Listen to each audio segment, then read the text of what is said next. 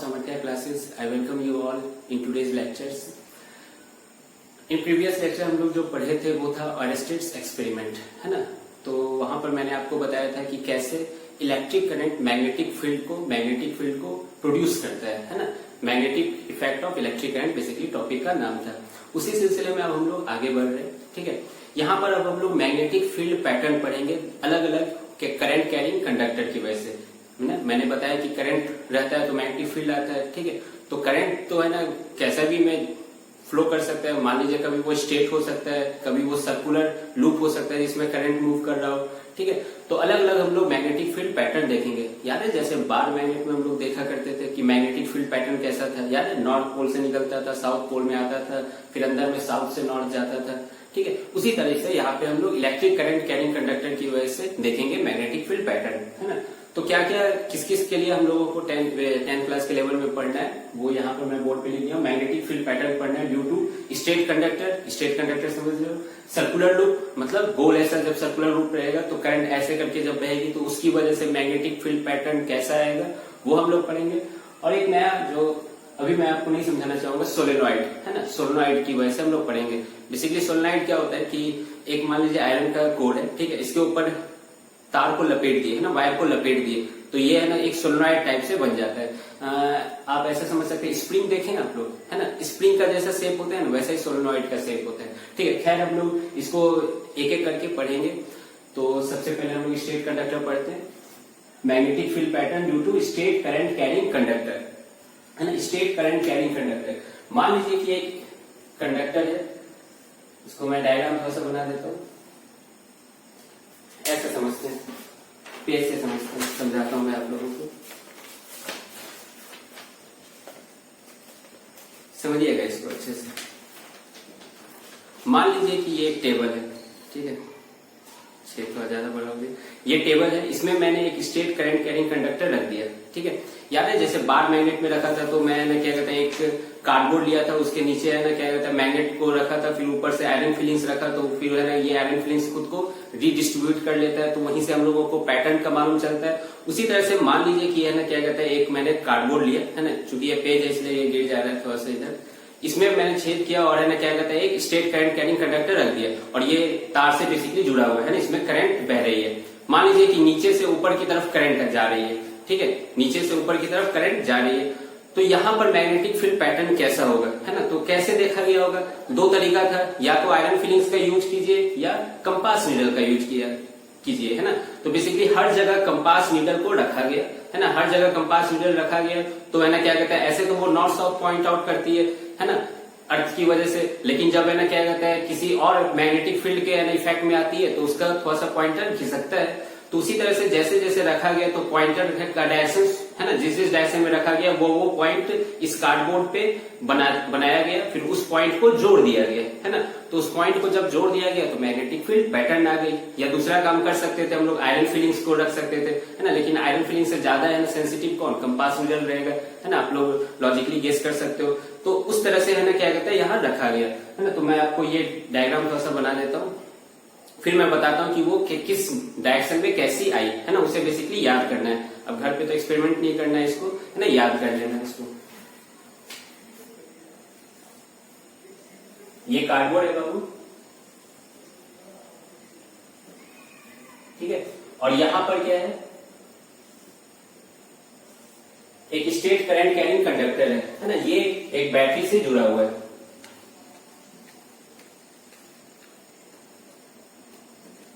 ऐसा करते हैं,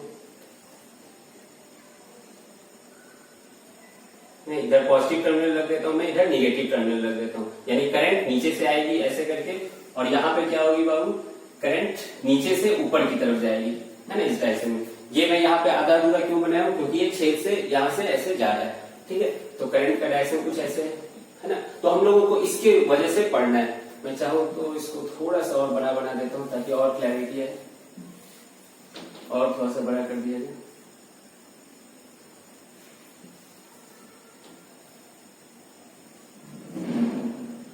ऐसे करके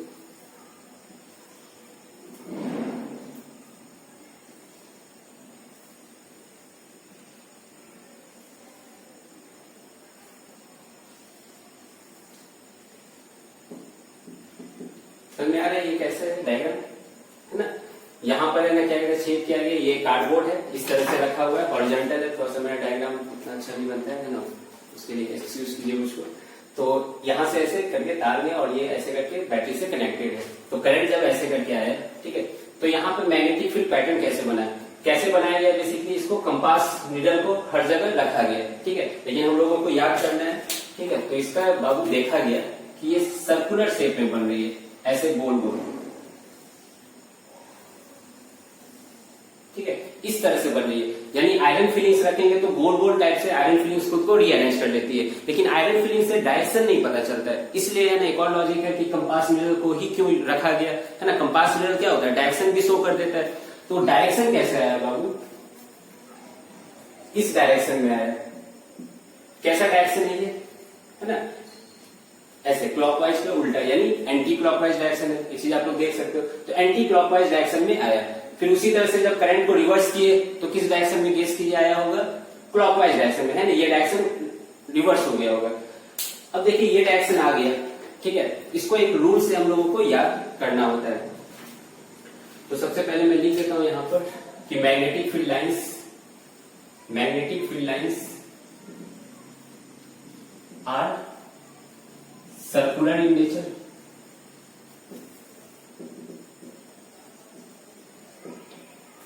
ना। ये मैं किसके लिए लिख रहा हूं, obviously straight conductor carrying wire के लिए ही लिख रहा हूं, ठीक है। ऐसा मत समझिए कि हर किसी के लिए मैं लिख दिया करते, इसके लिए लिख रहा हूं। मैग्नेटिक फील्ड लाइंस कैसा है, सर्कुलर इन नेचर है। अब देखिए एक चीज मैं आपसे बताता हूं, यहाँ पे रूल कैसे इसको फॉलो करना होता है। तो रूल के लिए हम लोगों को एक मैं टॉपिक वाइज में लिख देता हूं, Maxwell's right hand thumb rule. Maxwell's बहुत ही इंटरेस्टिंग है, right hand thumb rule, Maxwell's right hand thumb rule. अब इसको हम लोग समझते हैं कि ये आया कैसे है। तो बेसिकली मैं आपको फिर से एक्सपेरिमेंट की तरफ ले चलता हूं। एक ऐसे करके वायर रखा गया, यहां पर क्या किया गया, एक स्ट्रेट कैरिंग कंडक्टर रख दिया गया, यहां से नीचे से करंट ऊपर की तरफ जा रहा था, और यहाँ पे जो इस पेज पे जो शेप आया वो कैसा आया, सर्कुलर शेप आया, ऐसे ऐसे सर्कुलर शेप टाइप का बना, है ना। तो ये मैग्नेटिक फील्ड पैटर्न हो गया। अब देखिए इसको है ना क्या कहता है, कैसे इसका रूल कैसे होगा। मान लीजिए अभी तो तार ऊपर की तरफ जा रहा है, अगर तार ऐसे जाता तो कैसा शेप बनता, है ना। तार का करंट नीचे जाता तो कैसा शेप होता है, तिरछा जाता तो कैसा शेप होता है ना। तो इससे तो हमको ये नहीं पता चलेगा, उसके लिए एक रूल लाना होगा। तो साइंटिस्ट ने अलग अलग एक्सपेरिमेंट किया, फिर उसके बाद मैक्सवेल ने उसको जनरलाइज किया, है ना, एक कॉमन लैंग्वेज में उसको जनरलाइज किया कि कॉमन लोग भी इसको कैसे बता सकते हैं, समझ सकते हैं, है ना। कॉमन लोग मतलब लो स्टैंडर्ड के बच्चे सब मतलब अभी कैसे समझ सकते हैं। तो बेसिकली 12th क्लास में इन सब रूल्स की जरूरत नहीं पड़ती है, वहां पर थोड़ा सा क्रॉस प्रोडक्ट डॉट प्रोडक्ट करना होता है, लेकिन यहाँ पे आप लोगों को रूल से ही बताना होगा। तो बेसिकली उन्होंने क्या कहा कि स्ट्रेट करंट कैरिंग कंडक्टर को आप राइट हैंड से, है ना, देखिए राइट हैंड थंब रूल है, ठीक है, राइट हैंड से इसे पकड़ लीजिए, है ना, स्ट्रेट करंट कैरिंग कंडक्टर को, ठीक है। डरना नहीं है, मतलब ऐसा मत सोचना कि सर कोई कंडक्टर है, तार उसमें करंट बह रहा है, उसको जाके पकड़ लीजिए तो खुदकुशी है ना, वो बात अलग है। मैं बस डायरेक्शन के लिए बता रहा हूँ, है ना। तो ऐसे करके आप अगर पकड़ लो, ये अंगूठा जो होगा, ये अंगूठा जिस डायरेक्शन में करंट जा रहा है उस डायरेक्शन को शो करना चाहिए अंगूठा, है ना। यानी तार को पकड़े, तार में करंट किधर जा रहा है, ऊपर की तरफ जा रहा है, तो अंगूठा ऊपर की तरफ शो होना चाहिए, ठीक है। अब ये जो बाकी फिंगर्स जो बच गए, ये जिस डायरेक्शन में कर्ल हो रहे हैं, कर्ल मतलब घूम रहे हैं, है ना, जिस डायरेक्शन में ये घूम रहे हैं, देख लो घूम रहे हैं ऐसे करके, वो डायरेक्शन मैग्नेटिक फील्ड पैटर्न का होता है। ये ऐसे करके घूम रहे हैं, ठीक है। तो ये कैसा घूम रहा है, सर्कुलर घूम रहा है ना, ये तो समझ में आ रहा है। अब देख लो इसमें भी तो ऊपर की तरफ ही जा रहा है ना, ऊपर की तरफ जा रहा है, तो ये कैसे घूम रहा है, ऐसे करके घूम रहा है। देखो यहाँ पर भी था, ऐसे करके अंदर की तरफ ऐसे जा रहा है ना। आपको ये बोर्ड चूंकि 2 डायमेंशनल है, इसलिए मैं इसमें तख्ता को ऐसे तो नहीं बना सकता हूँ, है ना, जैसे कि मैं एक्सपेरिमेंट में बता रहा था, ऐसे नहीं बना सकता हूँ, ठीक है। तो इसमें समझना होगा आप लोगों को कि ऐसे करके जा रहा है, फिर यहाँ से अंदर की तरफ से ऐसे करके घूम रहा है, ठीक है। यानी पेज पे अगर मैं कहूँ इसको, ठीक है, पेज पे अगर मैं इसको ऐसे करके लूं तो मैग्नेटिक फील्ड पैटर्न कैसा है बाबू, इसको ऐसे पकड़ लीजिए, ये ऐसे करके घूम रहा है ना, देख लो ऐसे करके जा रहा है, इधर से ऊपर से देखोगे तो ये कैसे जा रहा है, एंटी क्लॉकवाइज ही जा रहा है, जो कि मैं यहाँ पर बनाया हूँ।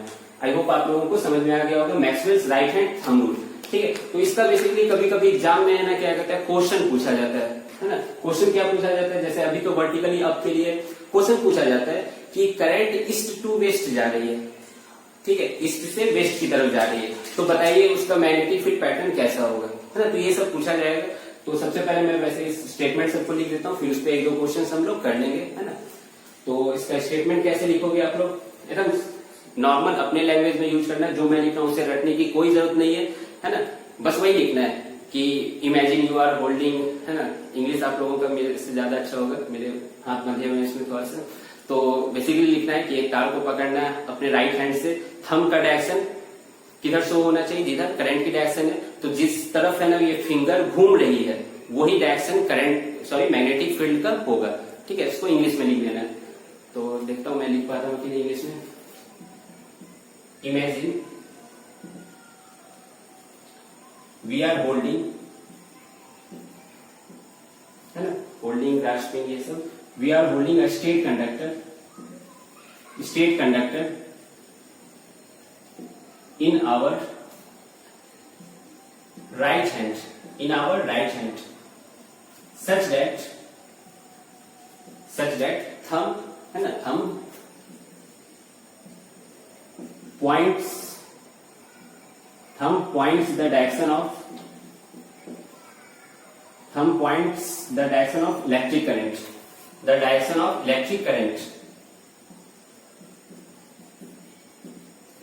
current, obviously in the conductor, and electric current in the conductor. Then the direction in which our ये wrist fingers, है ना, our wrist fingers encircle, है ना, in which our fingers encircle मतलब समझ लो घूम रहे हैं ना, सही वर्ड है sir, encircle. Then the direction in which our fingers encircle gives the direction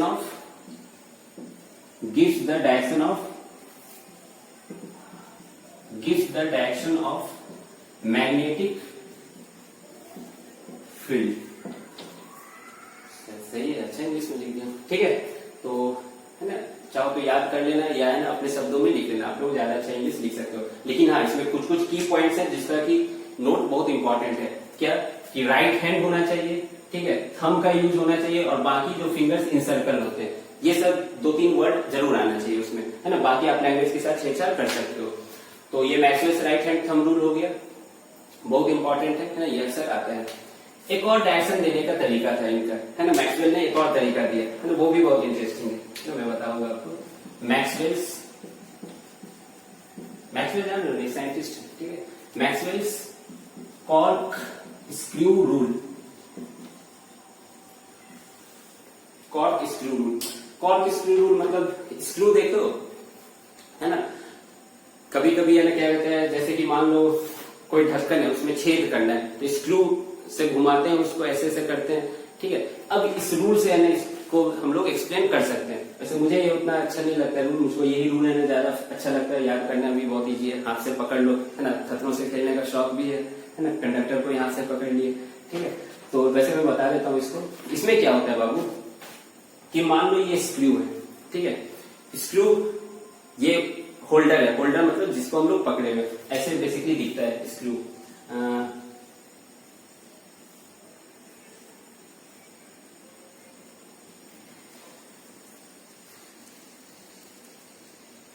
सही बना, है ना, ऐसे करके स्क्रू रहता है,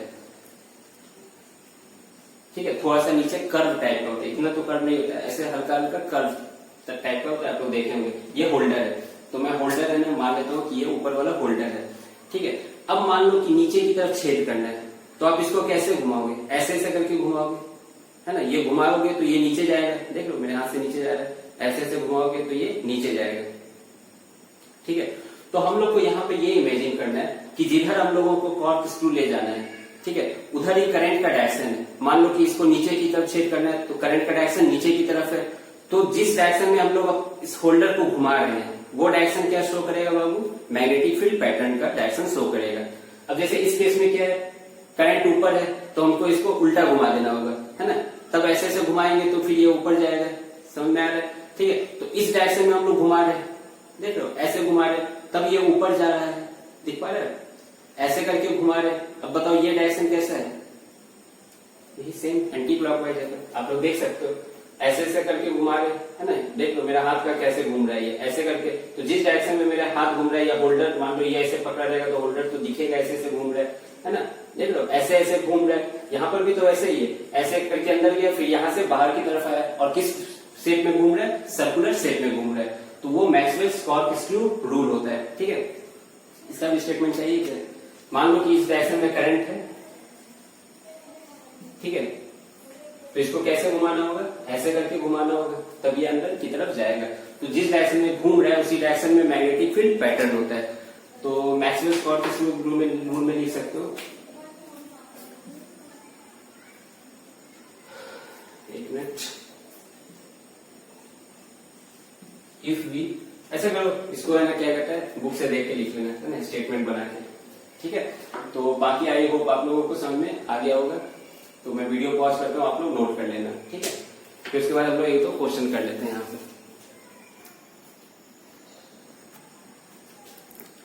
या लिख ही देता हूँ मैं, है ना, थोड़ा सा बस इंग्लिश को, है ना, क्या कहता है, आप लोग थोड़ा सा देख लीजिएगा। इमेजिन, इसको घुसा रहे हैं, घुसाने मतलब ड्रिल कर रहे हैं, या driving, imagine driving a corkscrew in the direction of, किस डायरेक्शन में इसको घुसाना है? करंट के डायरेक्शन में, in the direction of current, then the direction in which we, है ना, घुमा रहे हैं हैंडल को, then the direction in which we turn its handle gives the direction of magnetic field, give the direction of magnetic field, ठीक है? तो आप लोग जल्दी से इसको नोट कीजिए, फिर हम लोग और इसमें थोड़ा सा आगे बढ़ेंगे, है ना? तो जल्दी से नोट कीजिए, मैं वीडियो पॉज करता हूँ। हाँ तो बच्चों, अभी तक हम लोग बस डायरेक्शन के बारे में देखे थे, है ना, यानी मैग्नेटिक फील्ड जो है उसका डायरेक्शन कैसे लेंगे, एक बार फिर से मैं रिवीजन करवा देता हूँ। कोई भी कंडक्टर है, हाथ से उसको पकड़ लेना, अपने राइट हैंड से पकड़ना है, लेफ्ट हैंड से नहीं, ठीक है? राइट हैंड से पकड़ लेना है। थंब का डायरेक्शन किधर होना चाहिए? जिधर करंट का डायरेक्शन है, तो the direction in which your fingers will encircle will give the direction of magnetic field, है ना, and that comes to be circular, है ना? तो सर्कुलर नेचर होता है मैग्नेटिक फील्ड का। अब देखिए मैग्नेटिक फील्ड क्या है, मैं बताया हूँ वेक्टर क्वांटिटी है। मैंने डायरेक्शन की तो बात कर दी, लेकिन अभी मैग्नीट्यूड की मैं बात नहीं किया हूं, है ना, कि मैग्नीट्यूड किस चीज पे डिपेंड करेगा, है ना, मैग्नीट्यूड इसका कैसे वैरी करेगा। हर जगह मैग्नीट्यूड तो सेम नहीं हो सकता, ठीक है?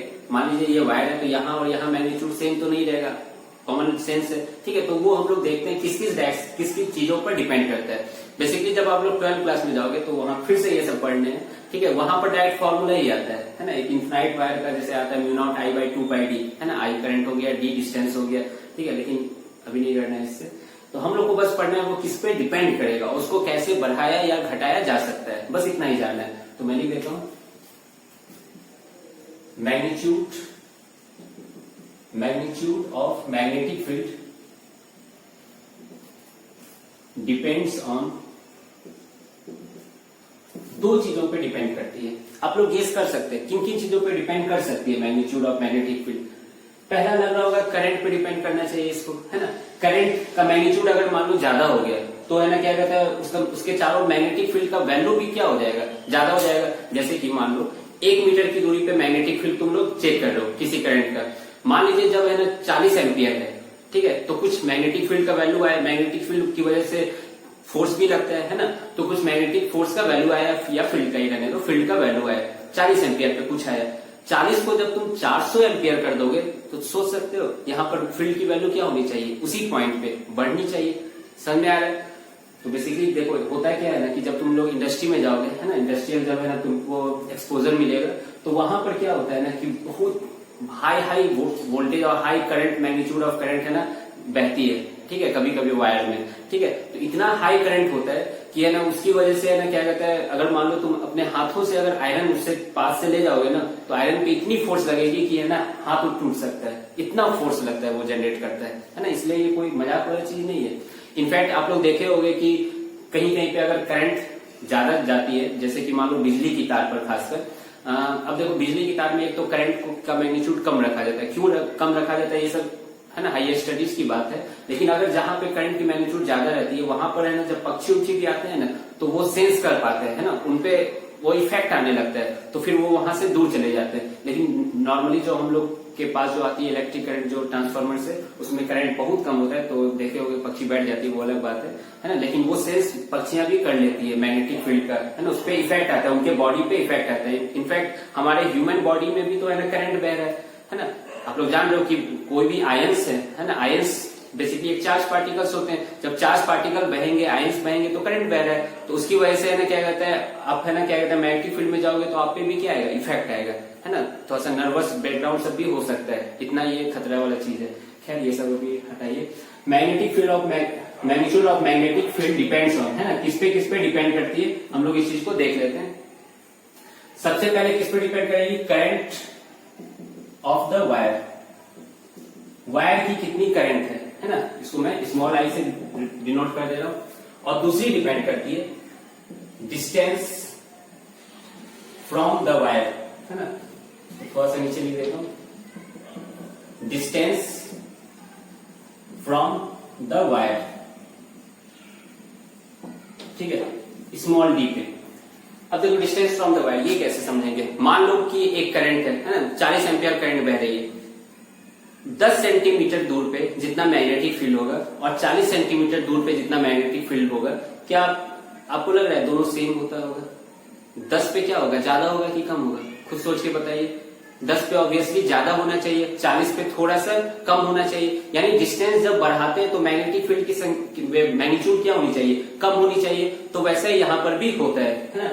तो मैं लिख दिया मैग्नीट्यूड ऑफ मैग्नेटिक फील्ड इन दो चीजों पे डिपेंड करती है, करंट पे और डिस्टेंस पे। अब कैसे डिपेंड करती है आप लोग समझ चुके हो। करंट पे डायरेक्टली डिपेंड करती है, डायरेक्टली मतलब अगर करंट को बढ़ाओगे तो मैग्नेटिक फील्ड का भी वैल्यू बढ़ेगा, है ना। तो मैं यहां पर लिख देता हूं, करंट के केस में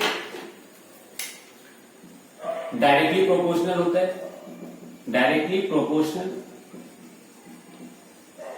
और डिस्टेंस के केस में क्या होता है, डिस्टेंस बढ़ाओगे, डिस्टेंस दूर जाओगे तो है ना क्या कहता है मैग्नेटिक फील्ड का मैग्नीट्यूड क्या हो जाता है, कम हो जाता है। तो डिस्टेंस के केस में क्या होना चाहिए, इनवर्सली प्रोपोर्शनल होना चाहिए, इनवर्सली प्रोपोर्शनल, ठीक है। बस इतना हो गया, है ना। क्वेश्चंस है ना क्या कहता है, जब सारा पैटर्न हम लोग पढ़ लेंगे तो इकट्ठे सब लोग क्वेश्चंस करेंगे, है ना, वहां फिर मजा आएगा, अभी मजा नहीं आएगा, है ना। तो ये सब आप लोग पढ़ लेना, राइट हैंड थंब रूल याद कर लेना, ठीक है। ये सब इंपॉर्टेंट है, जितना इंपॉर्टेंट है बोर्ड पॉइंट ऑफ व्यू से मैं सब कुछ लिखवा दिया हूं यहाँ पर। तो अब सेकंड बच गया क्या, सर्कुलर लूप की वजह से क्या होगा मैग्नेटिक फील्ड पैटर्न, तो वो हम लोग नेक्स्ट लेक्चर में करते हैं। तो फिर आज रिवीजन कर लीजिएगा इसका। Have a nice day, thank you.